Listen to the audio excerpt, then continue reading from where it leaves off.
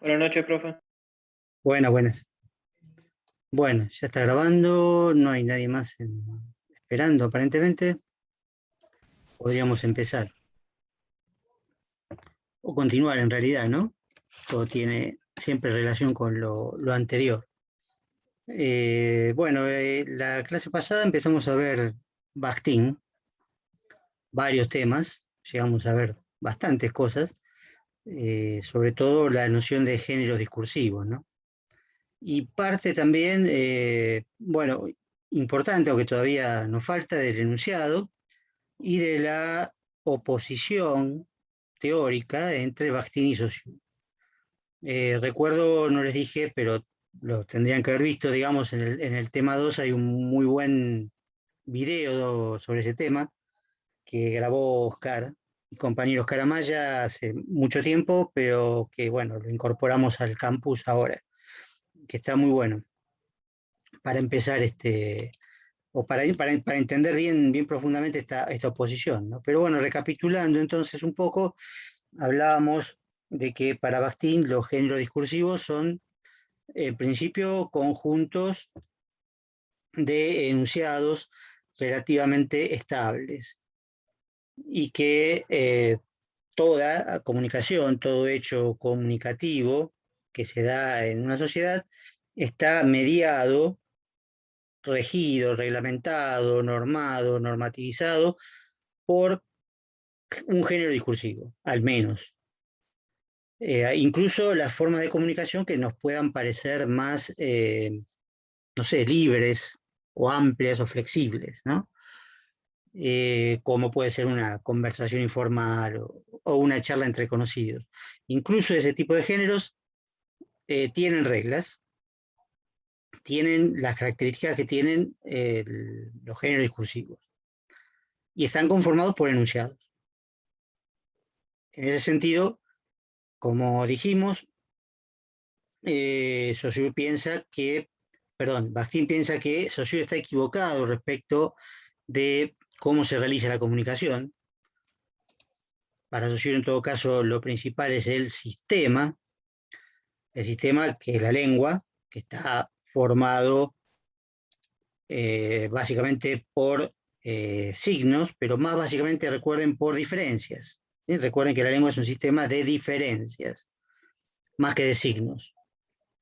Y olvídense de las palabras, ¿sí? Las palabras son sonido, las palabras son parte del habla. Sonido o cualquier otra cuestión física forman parte del habla, ¿sí? La imagen acústica es puramente mental. Todo en la lengua es mental, todo es psíquico. Y eso justamente es lo que impulsa a Bakhtin a decir que es una mera abstracción producto de intercambios concretos.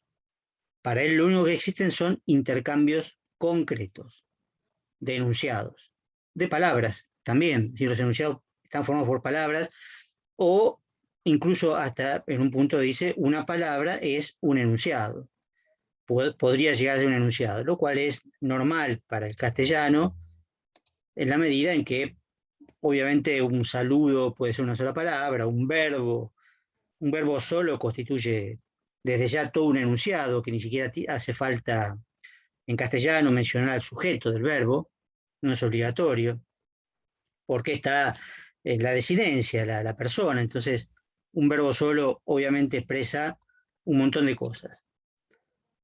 Y esto es, bueno, la base, digamos, de esa oposición. Estamos con las definiciones todavía, recién estamos empezando, vimos la clase pasada que el enunciado tiene que ver, digamos, sus definiciones tienen que ver primero con la contraposición con la oración.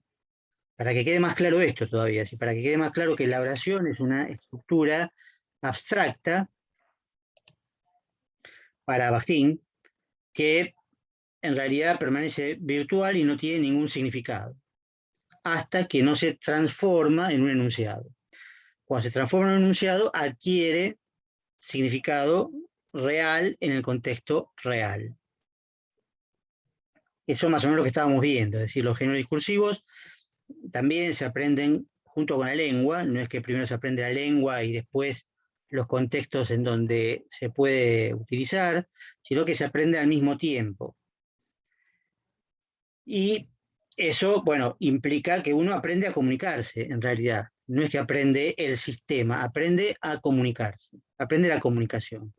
Y sí, el enunciado es una unidad discursiva frente a la unidad gramatical que es la oración.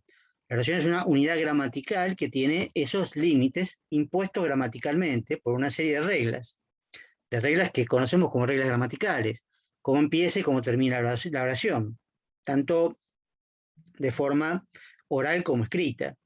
Ya vimos que los enunciados pueden ser orales y escritos. Acá incluimos ya la escritura, digamos, a partir de los géneros discursivos secundarios, por ejemplo, ¿no? Que la mayoría son escritos, no es obligatorio, pero ya lo incorporamos, digo, como un factor que está ausente en Saussure. Saussure nunca hablamos de la escritura, salvo como una comparación o una especie de analogía para entender algún tema, pero la escritura es otro sistema de signos totalmente distinto. Por ahí representa el habla, bueno, habría que verlo, pero no nos metimos en ese tema. En cambio, a partir de ahora, bueno, obviamente tenemos en cuenta que los enunciados pueden ser orales o escritos. Y de hecho, nosotros vamos a tener que analizar, más que nada para el segundo parcial, vamos a tener que analizar enunciados escritos, porque se puede analizar, por supuesto, enunciados orales, pero es más difícil, porque hay que grabarlos, hay que, bueno, tenerlos a mano para repetirlos, etc. Entonces, bueno, es mucho más fácil trabajar con enunciados escritos. En realidad, Bakhtin también permanece en el terreno del lenguaje, de lo lingüístico, porque viene de la literatura, ¿no? Pero, por supuesto que también podríamos llegar a hablar de enunciados visuales, ¿no? Es similar, lo que pasa es que eso nos llevaría a otro terreno que también es complicado, igual que para Saussure, digamos, porque no lo toca directamente, en el caso de Bakhtin tampoco, pero se puede hablar de enunciados visuales. Y más adelante podríamos hablar de enunciación visual también. Pero no es algo que haga falta entender ahora. Casi todo lo que se puede aplicar al enunciado oral y escrito se puede aplicar al enunciado visual, cosa que es muy interesante para que los que vayan a seguir, por supuesto, alguna carrera relacionada con lo visual, ¿no? O lo audiovisual, ¿no? Que es interesante. Pero por ahora nos mantenemos en el terreno del lenguaje. La oración entonces es abstracta, el enunciado es concreto. La oración tiene límites que se definen de manera gramatical. En cambio, ¿cuáles son los límites del enunciado? A ver si alguien lo leyó. ¿Alguien leyó cuáles son los límites del enunciado? Ya que ahí me preguntaban respecto de la unidad y eso.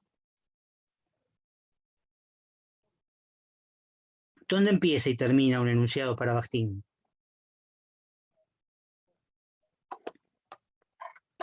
En una palabra puede ser. Bueno, una palabra es lo que yo dije recién. No, pero lo digo de manera más teórico, no como con un ejemplo. No, eso es la oración. Lo que me dice Alicia acá, Alicia Mirol, es que el escrito comienza con mayúscula y termina con un punto. No, todas las oraciones empiezan con mayúscula y terminan con un punto. Sí, acostúmbrense a escribir de esa manera. Sí, cuando escriban, empiecen con mayúscula y terminen con un punto. Sí, pero son oraciones, eso. No, los enunciados son otra cosa para Bakhtin. Podrían ni siquiera empezar con mayúscula. Y además, por supuesto, en la forma oral, la mayúscula no se ve, el punto tampoco. ¿Qué es el punto oralmente? ¿Qué es un punto seguido o un punto aparte de manera oral? ¿Cómo se expresa? Con una pausa.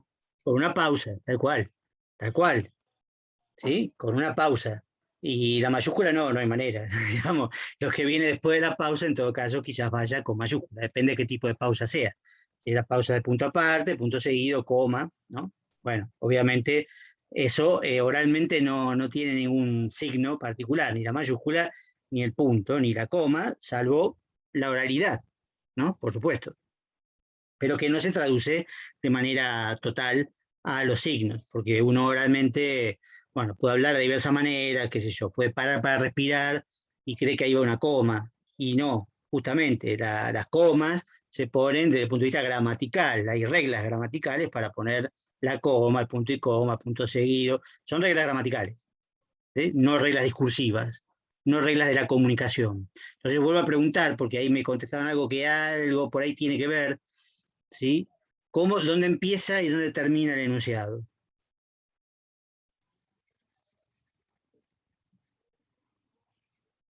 Porque me contestaron dónde termina, por ejemplo, pero no dónde empieza. Pero bueno, está implicado de todas maneras, ¿no? Está implícito. De si yo cedo Una la palabra. pregunta, pues. ¿Mm? ¿Cómo? Una pregunta, no sé. Y En sí, una pregunta puede ser. pero ¿dónde empieza y dónde termina? Una pregunta.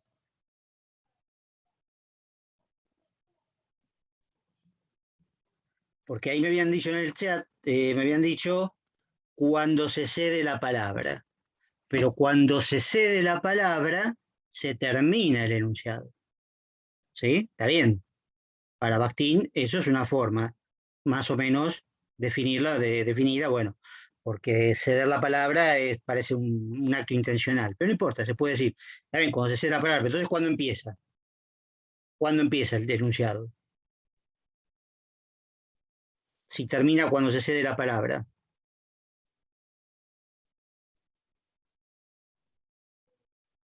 Cuando el locutor empieza a hablar. Bueno, perfecto, ahí está, digamos. Entonces, efectivamente, cuando el locutor empieza a hablar, empieza el enunciado. Cuando termina de hablar, termina el enunciado. ¿Sí? Esas son las definiciones de los límites del enunciado que da Bakhtin. Límites que no son gramaticales, sino comunicativos.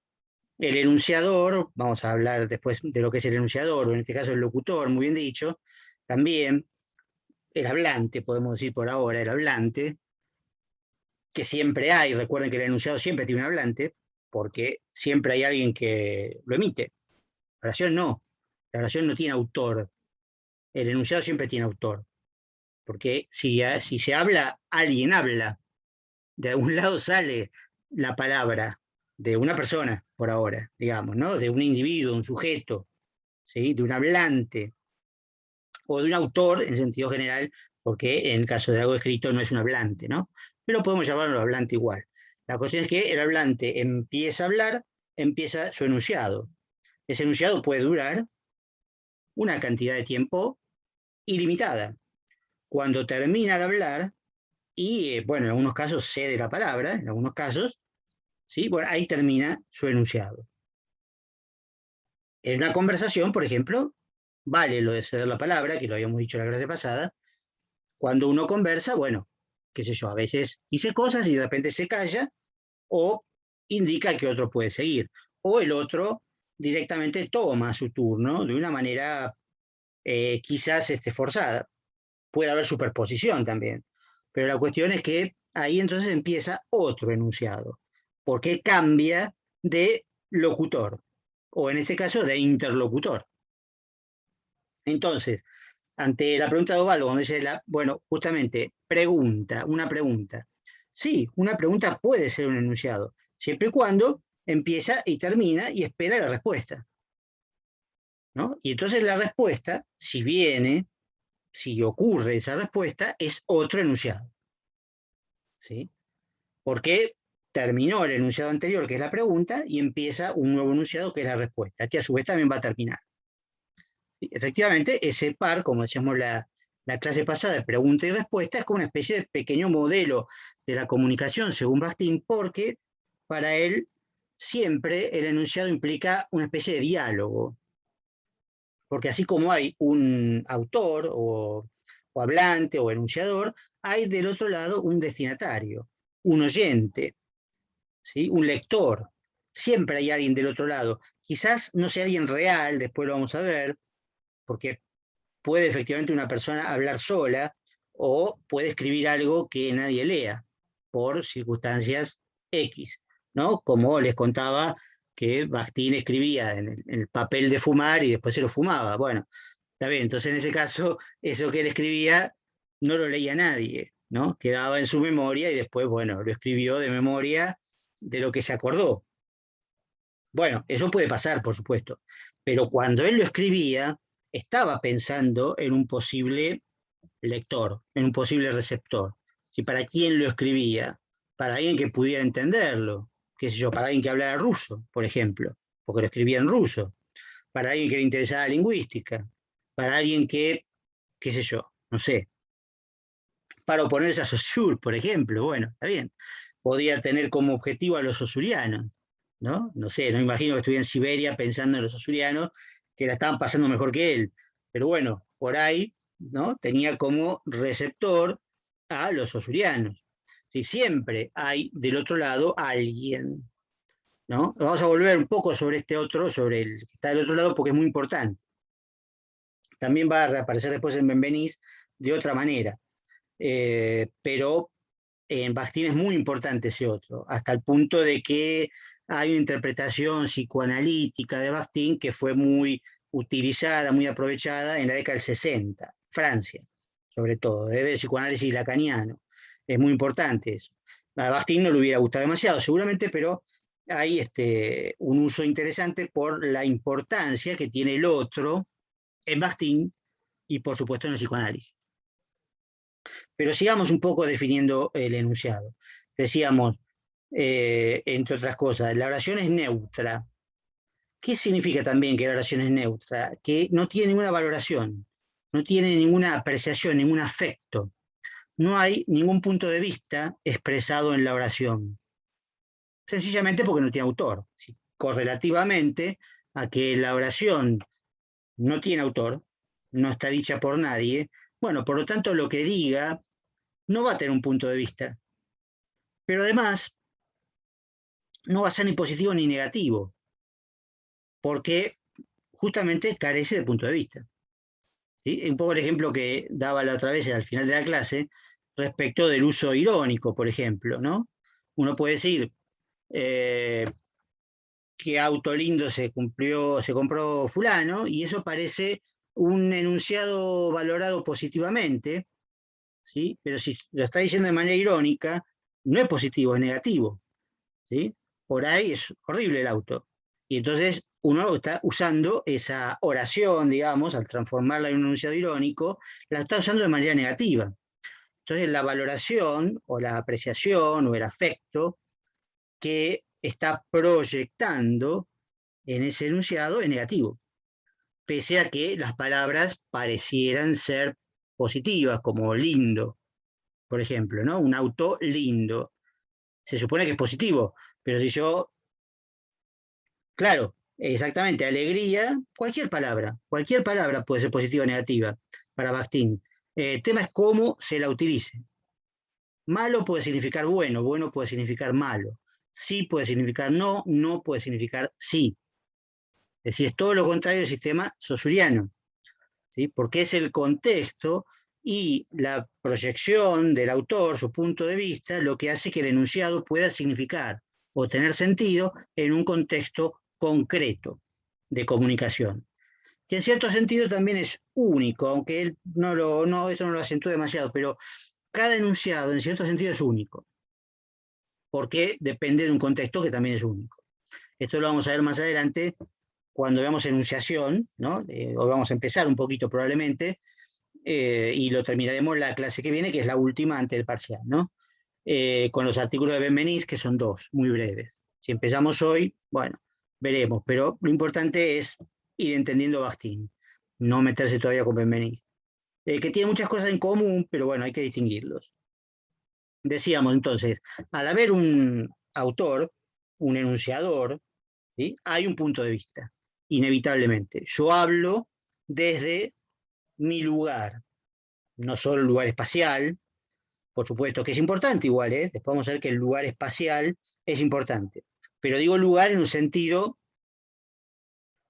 bueno, el otro martes el parcial. No este que viene, sino el otro, 21 creo que es, o algo así. Este, o sea, lo que sea la sexta clase, ¿no? Esta es la cuarta, ¿no? La próxima la quinta, la sexta sería el parcial. la evaluación formativa, va, digamos, ¿no? Para no llamarlo parcial, pero más breve parcial. Y bueno, vamos a tomarlo hasta donde lleguemos, ¿no? Repito entonces, yo hablo desde un lugar, pero bueno, ese lugar, repito, no es un lugar necesariamente espacial, sino puede ser un lugar de que implica un punto de vista valorativo sobre el mundo, que expreso en mis enunciados, ¿sí? Es lo que vamos a llamar después, más adelante, subjetividad, ¿sí? Es decir, la proyección del sujeto en sus enunciados. O al revés, lo que en el enunciado indica la subjetividad del sujeto. Subjetividad quiere decir, literalmente, cualidad de sujeto. Es lo que hace al sujeto sujeto. Todo esto es muy importante para después, sobre todo para Benveniste. Pero en el caso de Bakhtin, lo que importa mucho es pensar esto: la oración es neutra, el enunciado no es neutro. El enunciado siempre tiene un punto de vista, un lugar desde el cual se habla, incluso una ideología, ¿sí? Que la ideología no es ni siquiera individual, la ideología es grupal, ¿no? Las ideas personales son ideas personales, la ideología no es una idea personal, es una visión de conjunto, una visión de grupo, ¿no? Que puede ser clase, género, etcétera. Pero la ideología no es personal, no es algo que se tiene, ¿sí? Al revés, en realidad la ideología tiene al sujeto, ¿no? Esto lo vamos a poder desarrollar seguramente un poquito más adelante. Pero lo que importa es ver que el enunciado entonces es siempre una proyección que implica una valoración, una apreciación sobre algún hecho del mundo, sobre una persona, sobre algo, sobre cualquier cosa, ¿no? Sobre ese famoso contenido temático del cual estábamos hablando la clase pasada, como característico de los géneros discursivos, del enunciado, por lo tanto. Se habla de un tema, por supuesto, pero no se habla de manera objetiva, se habla de manera subjetiva porque es una proyección del sujeto que enuncia.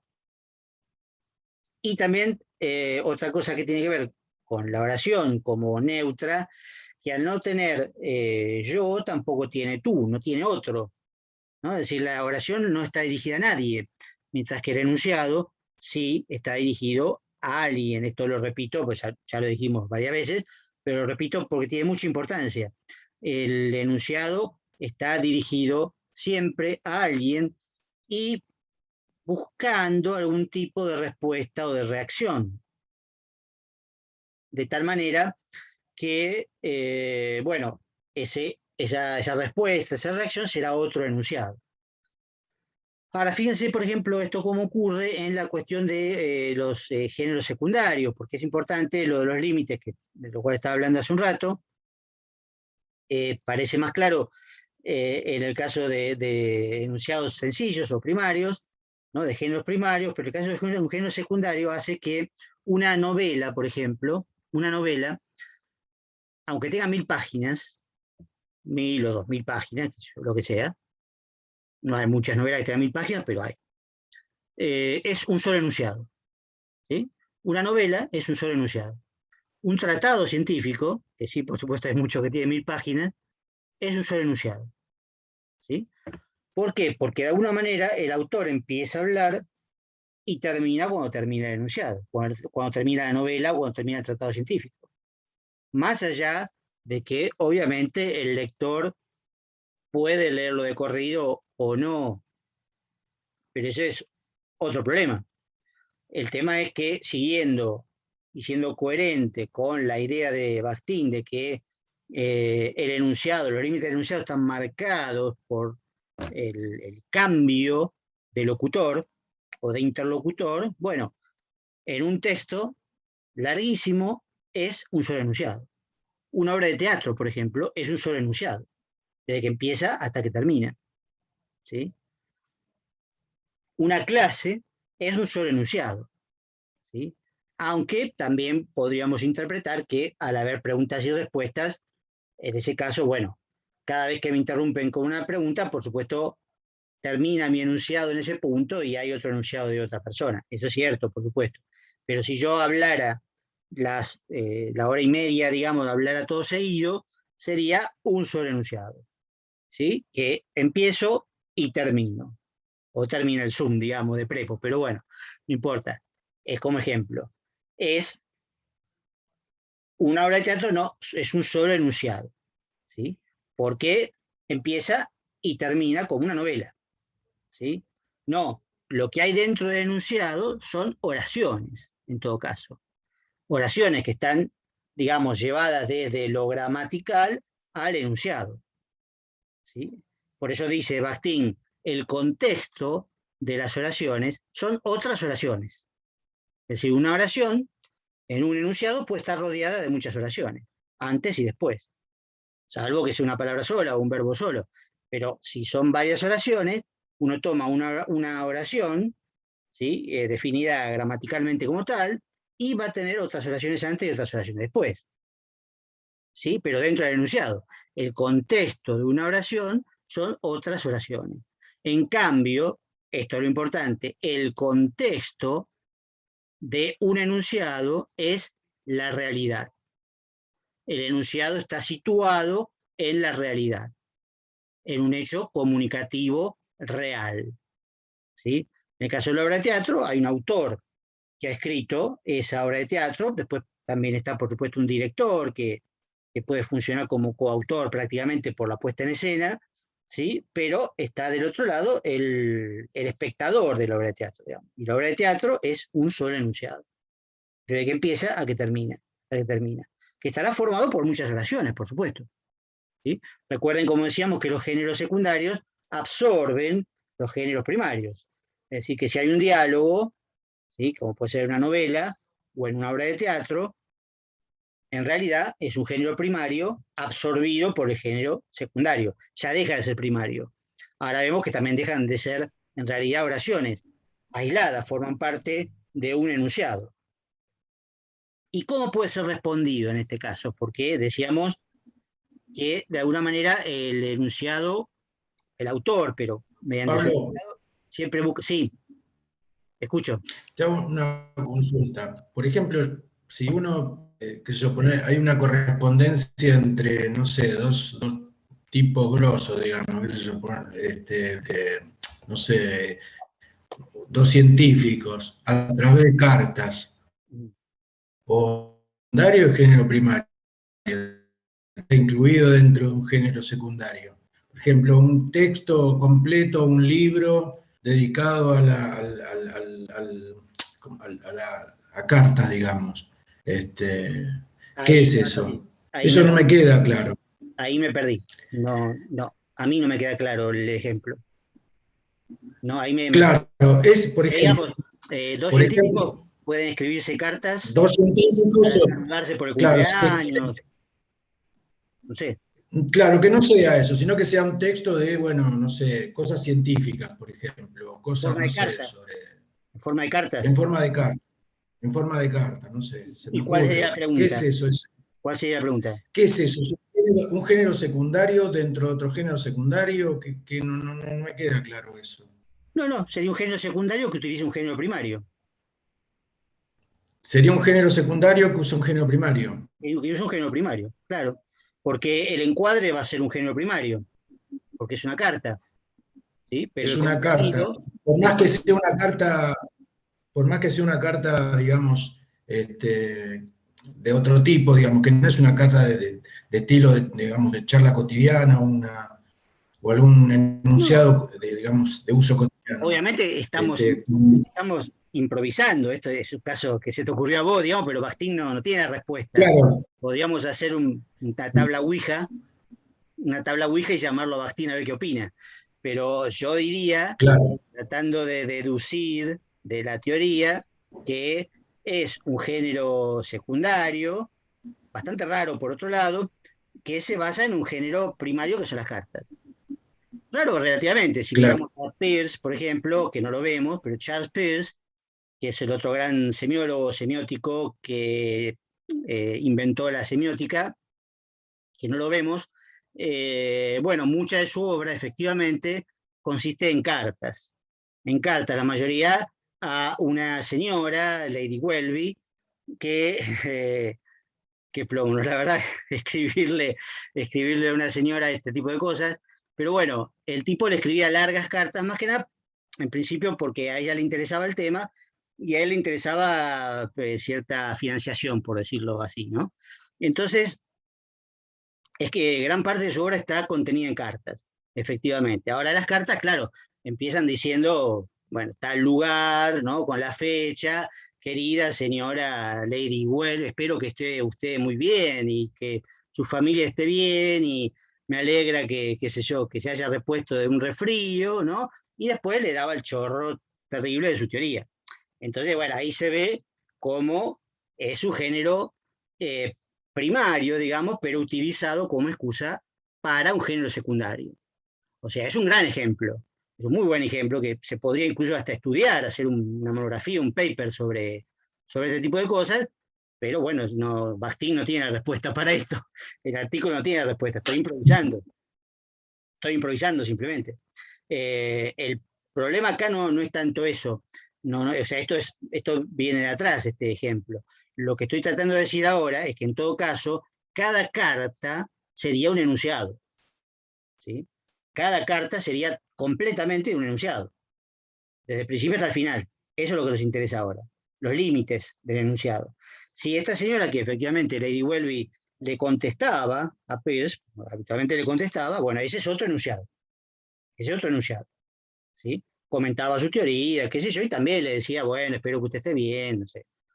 Acá le mando un cheque, bueno, ese tipo de cosas. Pero eso también es un enunciado, cada carta por separado. Ahora, eso, bueno, se pueden multiplicar los ejemplos, pero lo que nos interesa es, lo que iba, es, y que nos sirve, este ejemplo nos sirve también para eso. ¿Qué pasa con un tratado científico? ¿Cuál es la reacción o la respuesta esperada? Creo que se puede imaginar.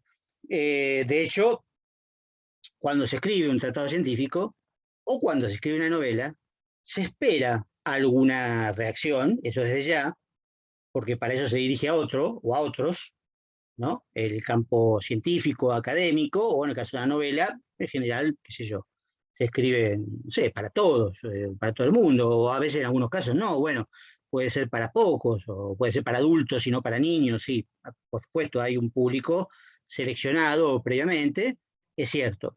Se esperan reacciones que también en general uno podría decir, bueno, reacciones emocionales o intelectuales, está claro. Se espera eso, sí, por supuesto. Si escribo una novela, prefiero que le guste a los demás, ¿no? Bueno, más específicamente, si escribo una novela de terror, bueno, espero que se asusten, porque si no es un fracaso. Si escribo una novela erótica, y bueno, espero que produzca cierta excitación, porque si no, no va a tener éxito. Bueno, esas son reacciones emocionales, respuestas emocionales buscadas, válidas, por supuesto, pero también puede haber respuestas escritas. Una crítica, un comentario, una reseña, otra novela, ¿sí? De alguna manera, escrita por otro o escrita por mí mismo, ¿m? Por yo mismo, ¿sí? Puede ser también. De hecho, ¿qué pasa con el artículo de Bakhtin que estamos leyendo, que estamos analizando? En parte, aunque no todo, pero en parte es una respuesta a textos saussurianos. No solo el curso, sino después otros textos. O sea que hay una especie de diálogo, ¿sí? Si no existiera Saussure y la teoría de Saussure y los escritos de los saussurianos, tampoco existiría este texto de Bakhtin, que de alguna manera es una respuesta. Ahora también a este texto de Bakhtin, también otros le responden, los propios saussurianos, u otros continuadores de Bakhtin, u otros refutadores de Bakhtin, o como decía recién, psicoanalistas franceses que lo aprovechan para su propia teoría, ¿no? Eso también es una respuesta. Y en el caso de la novela, lo mismo. Por ejemplo, Don Quijote. Don Quijote no existiría sin la novela de caballería, porque justamente el personaje de Don Quijote se vuelve loco, digamos, y sale al campo como si fuera un caballero andante, porque quiere imitar lo que leyó en libros de caballería, que eran libros fantasiosos, totalmente inexistentes. La realidad, digamos, que contaban era totalmente fantasiosa. Podría haber alguna relación con la realidad en algún punto, pero por supuesto ya eso había pasado para su época, por eso el tipo está loco. Y por eso termina como termina, o transcurre como transcurre. Pero de alguna manera, esa novela, Don Quijote, se refiere a las novelas de caballería. En parte es una reformulación, una parodia, ¿sí? Ya vamos a ver más adelante qué significa esto, pero es una respuesta. Así como después, Quijote tiene una parte, la primera parte y una segunda parte, es donde, bueno, justamente en la segunda parte se habla de la primera, ¿no? Se habla de la primera porque ya había sido publicada, ¿sí? Había tenido cierto éxito, cierta circulación, entonces en la segunda parte de la novela de Don Quijote, que se publica más adelante, se habla de la primera, ¿no? Entonces ahí hay como son dos enunciados. Por supuesto que ahora se lee todo junto, como un solo enunciado, no importa, pero estoy dando ejemplos de cómo hay un diálogo permanente entre enunciados. En una conversación es más evidente, pero se da también en los géneros más complejos. En los géneros más complejos también hay un diálogo entre enunciados y entre interlocutores, claro, ¿no? Porque obviamente el enunciado no sale de la nada, no sale de una máquina, sale en principio de un sujeto. Aunque una máquina, bueno, podría ser un sujeto también, pero digamos, no está en la mente de Bakhtin en ese momento pensar en una máquina como sujeto. Pero sí, por supuesto, si hay un locutor y hay un alocutario, bueno, obviamente los enunciados circulan entre ellos en forma de una especie de diálogo explícito o implícito. Si es una pregunta-respuesta, es explícito. Si es una conversación donde uno se dirige a otro, bueno, es explícito. En otros casos puede ser implícito. Digamos, yo escribo una novela, no sé lo que va a pasar, pero después puede haber una novela que de alguna manera se relacione con la mía, haya una referencia a mi novela. Entonces ahí hay un diálogo. Puede ser una crítica a mi novela, positiva o negativa o lo que fuera. Puede ser una continuación, así como hay continuaciones de Don Quijote, escritas por muchos escritores que continuaron las aventuras de Don Quijote. Bueno, obviamente esos enunciados dialogan con el primer enunciado, que es el Quijote, que a su vez dialogaba con la novela de caballería. Entonces se forma una especie de cadena. Y esto es muy interesante porque entonces ahí viene una definición de las más profundas, se va a cortar en algún momento, pero lo retomamos después, enseguida, que es la idea de Bakhtin de que el enunciado es como un eslabón de una cadena discursiva potencialmente infinita. Es decir, un enunciado jamás está aislado. Siempre hay una infinitud de enunciados anteriores y otra infinitud de enunciados posteriores. Por la sencilla razón, en principio, de que